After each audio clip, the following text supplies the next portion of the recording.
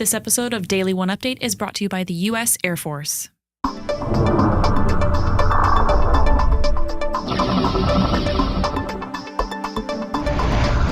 Hey, this is your Daily 1UPdate for Tuesday, September 14th, 2010. I'm Scott Sharkey. I'm Frank Zavaldi. Happy Halo Day! Happy Halo Day! Yay! Yay!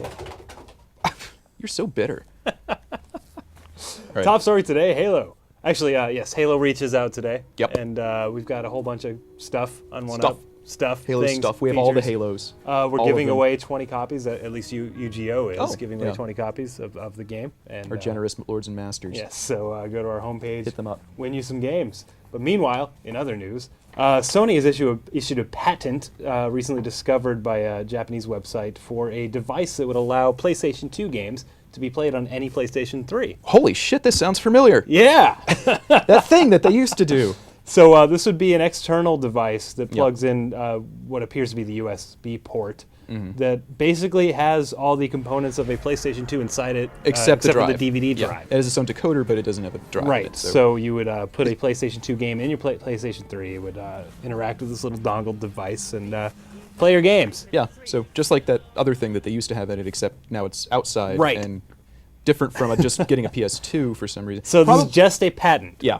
Probably Just a not patent. going to happen. Probably but not going to happen, but it's interesting to think about and something that I would consider buying at a reasonable price. A very reasonable price. Like if it came in one of those little eggs in the supermarket. Yeah, Yeah, totally. then I'd get yeah. one. Or like a crane game. Yeah. I might grab one. What else we got, Sharky? Action games augment decision making, according to a new study. Scientists at the University of Rochester did this. They grabbed a couple dozen players, had them play The Sims 2 and some shooters. And apparently, if you play action games, it not only makes you make decisions faster, but accurately. What happens if you play The Sims 2? Not much, Oh. apparently. But yeah, in addition to teaching us how to kill everybody, or whatever, actually it doesn't teach us that. It teaches us this actually useful thing. Yeah, I really like this study. We were talking about this before the show because, well, first of all, it's a positive study on an Nobody ever does actually those. They're always interesting like, facet yeah, of playing games. How can we prove that games suck? No, Right. no, let's actually see what they do well, besides just like throwing us the bone that they teach better hand-eye coordination. Right. It's actually going beyond that, and it's Yeah. something that, I as a video game player, like, yeah, totally. Yeah. I absolutely make decisions, and we should I'm glad you make decisions. better because of games, and, Yeah. and what's more interesting here is that people made the right decisions faster. Right. They didn't just make not snap just decisions. decisions. But, yeah. So weighing probabilities and what to do and what not is actually influenced by playing too many shooters. Thanks, Rochester. Yeah, good guys.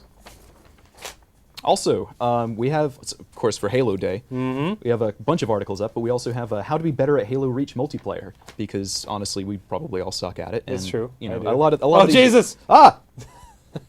Okay, don't be that guy.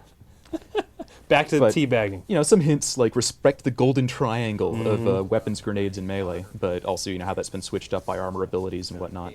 Also, don't paint your guy bright red, because it makes him a little easier to shoot at. Yeah. People did eventually figure this out after the Revolutionary War, I think. So that's definitely worth checking out. So we're going to close out with a brand new show we debuted yesterday. Retronauts is now a daily show. In addition to this daily show, we have competition, buddy. Oh no. We have competition. Doomed! This one is specifically about old games, of course, Retronauts, and we're starting the week off with a look back at the history of Metroid. Yeah, we're doing a comprehensive thing on like all the 2D games. That's So right. anything without Prime in the name will be showing up in there. So if you haven't seen it already, check out this clip, and we'll see you tomorrow. So with Metroid Other M due out in the next week or so, this is the first 2D classic-style Metroid game that doesn't have a name Prime attached to it in about 8 years.